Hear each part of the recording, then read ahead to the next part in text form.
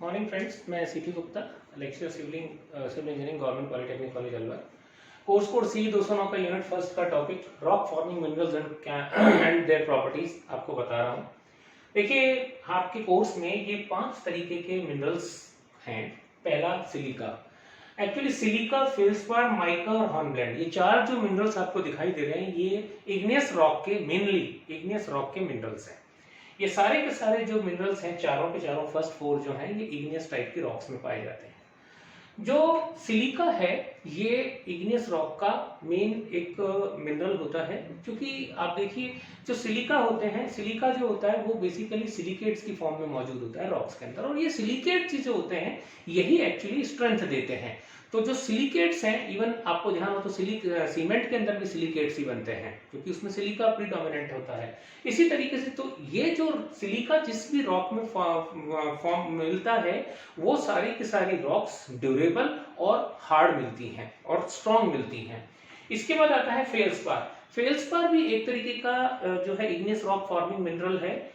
ये बेसिकली आपका एक तरीके से ये मिनरल जो होता है जब पाया जाता है जिस भी रॉक के अंदर, उसकी नेचर कुछ इस तरह की होती है कि ये सीधे सीधे स्प्लिट हो जाता है और बड़े आराम से डिसइंटीग्रेट हो जाता है अगर एक सर्टेन टाइप का इसके अंदर मिनरल उसमें ज्यादा मौजूद हो तो जो फेल्सपार है ये इग्नियस रॉक फॉर्मिंग मिनरल है और सीधे सीधे आप ये समझ सकते हैं बस इसको आसान भाषा में कि स्ट्रेट स्प्लिटिंग होता है और डिसइंटीग्रेट आसानी से हो जाता है। माइका जो है ये भी एक तरीके का आपका जो है इग्नियस रॉक फॉर्मिंग मिनरल है, और ये इसके अंदर ये silicates of aluminium with potassium होता है।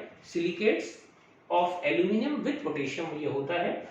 ये बेसिकली थिन ट्रांसपेरेंट लैमिना होती है। आपको ध्यान हो तो अभ्रक में हिंदी में बोल रहा हूँ इस शब्द को, अभ्रक की आपने लेयर्स देखी होगी। तो ये जो माइका जो है ये बेसिकली माइका है, तो ये जो है ये सॉफ्ट होती है, आराम से क्रश हो सकती है, लेकिन इसके बहुत सारे अलग टाइप के यूजेस हैं। बेसिकली ये कुछ अलग टाइप के मिनरल्स के साथ मिलकर के स्ट्रॉन्ग फॉर्मिंग कर लेती है। इसके बाद आता है हॉर्नब्लेंड। ये हॉर्नब्लेंड जो होता है हैवी होता है, स्ट्रॉन्ग होता है, ड्यूरेबल होता है, बट लेकिन ब्रिटल होता है। और हॉर्नब्लेंड मिनरल जिस भी रॉक के अंदर मिलता है, उस रॉक की जो अपीयरेंस होती है वो एक तरीके की ग्लासी लस्टर अपीयरेंस होती है, नहीं वो चमकता हुआ कांच की तरह चमकता हुआ सा दिखाई देता है। तो इस तरह की जो अपीयरेंस वाला मिनरल मौजूद होता है उसके अंदर वो हॉर्नब्लेंड होता है।